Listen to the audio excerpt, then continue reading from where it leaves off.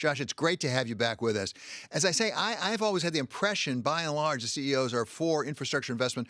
As they look at this proposal, what do they like? What would they just soon leave behind? David, thanks for having me back. CEOs have, for quite some time, been in favor of infrastructure spending. It's badly needed in this country. We've got crumbling bridges, roads, ports, highways, and there's more modern infrastructure that needs investment too, including broadband. So count the CEOs as strongly behind the kinds of investment that President Biden proposed in part of his package. Now, the package itself goes well beyond that. Our group would rather see that, at least in this package, they stick to spending on both the more traditional infrastructure and the other kinds of infrastructure that the more modern, like broadband, that expand the economy's productive capacity. That's what's important about infrastructure spending. And then leave the rest of the stuff for something else, because it's the real infrastructure that can attract bipartisan support. So count the CEOs of the Business Roundtable strongly in favor of a substantial portion of what President Biden proposed. So we've heard that from various people in Washington, including some Republican senators like Senator Blunt, saying some of this is great, some of this we'd leave behind. Do you have a sense of what really differentiates true infrastructure investment as opposed to the other? The other might, by the way, be a good idea, but it's not really infrastructure spending. Is it really things that will redound to the benefit of the economy in terms of increased productivity, growth? That's exactly it. This is a great country in which to do business.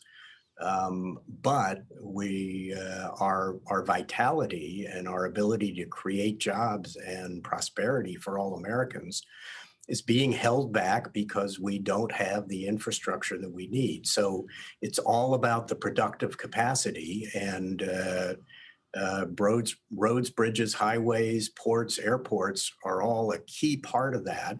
But so is our electric grid, and so is broadband these days. So it sounds like, and I don't want to put you on the spot here, you can't speak for all your CEOs, but the sorts of things you might say that's not really infrastructure we need right now are some of the home care provisions, for example. Yeah, those may be needed, but they're not likely to attract bipartisan support. And we're strong supporters of bipartisan support for provisions that will expand the productive capacity of the country. So let's assume that there's a fair amount of money that needs to get spent. Maybe it's not $2.25 trillion, but it's a fair amount of money that needs to get spent. Do you agree, or do the CEOs of Business Roundtable generally agree, that unlike the rescue package, this is something we should figure out better how to pay for? And I'm going to get to taxes pretty quickly. Yeah, and we need to get to taxes because that's a key part of the proposal. Yes, we think there are good ways to pay for infrastructure spending, which is the way that the United States has usually in the past, and most other countries usually still do pay for their infrastructure by having the users supported. So we are strong proponents of user pays for the infrastructure, and that includes business. Business needs to pay its fair share. But it ought to be tied to who is using that infrastructure, not least because that's what makes the funding sustainable. We shouldn't have to be going back to the well for tax increases or dipping into deficit spending, or worst of all, neglecting our infrastructure because we don't have a sustainable way to pay for it. User fees are the sustainable way to pay for infrastructure. So you heard the president yesterday saying, look, we need to pay for it. I'm open to suggestions. I have my proposal. I think this is the right one, but I'm open to other suggestions. You're making a suggestion in user fee. Will that take us all the way there? Are you, or I should say as the Business Roundtable generally, do you have a position on any increase at all in corporate taxes?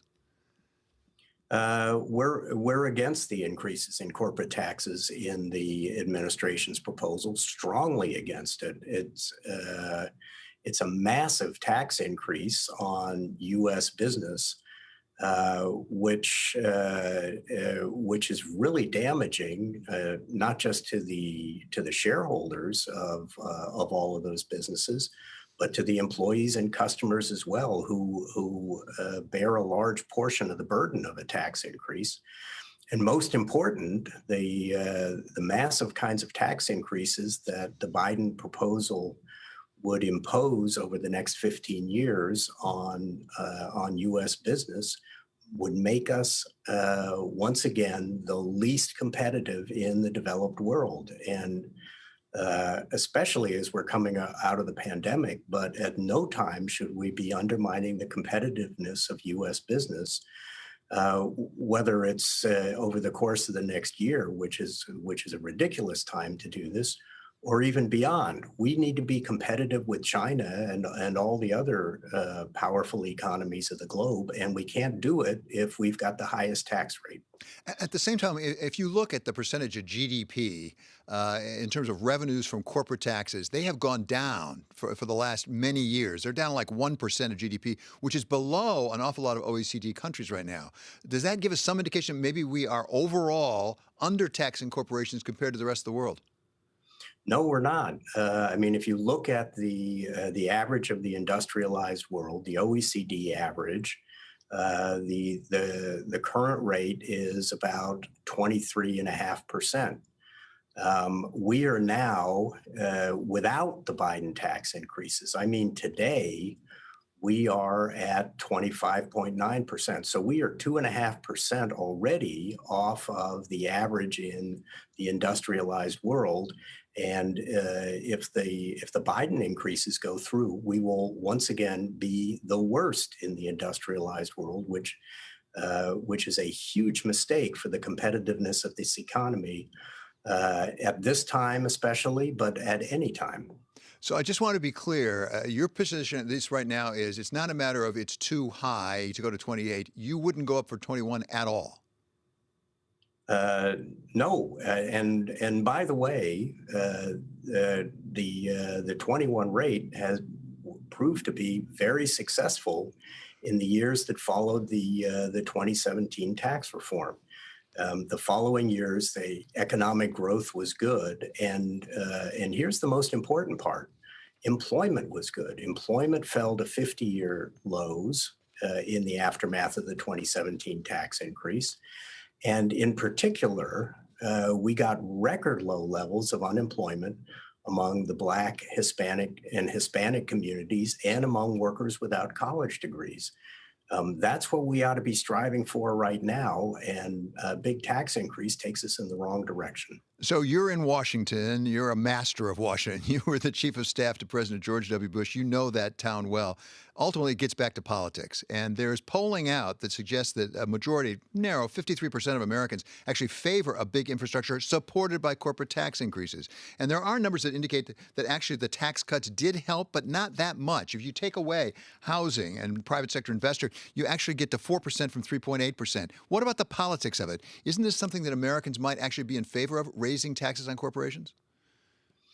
Yeah, I mean, it's easy to demonize big corporations if you neglect the fact that corporations don't pay taxes. The people who pay the taxes are the shareholders, the employees, and the customers of those corporations. And a lot of those shareholders are ordinary Americans through their 401k plans. So I think if you explain all of that to Americans, and you explain to them that this tax increase will make it substantially harder for the U.S. to compete, especially against China, I think you get different results from those polls. Everybody supports infrastructure spending, and they properly should, but paying, because it makes us more competitive. Paying for it by making us less competitive is just the wrong way to go. Okay, I'm going to ask you one last question, maybe unfair, Josh, but I'm going to take advantage of having you here.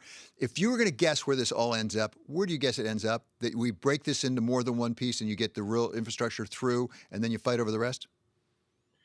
I don't know if I'd predict it because Washington's political gridlock is pretty severe, but I think there's a good chance that the real infrastructure portions could be broken off.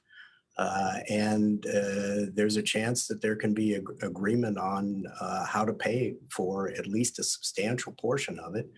done in a bipartisan way. That's David, that's what we really need, and that's what the members of my business organization strongly support. Is let's get back to some bipartisan policy making, because it's bad for the country when we get this kind of partisan gridlock, and it results in wild fluctuations in policy that are the antithesis of good business planning.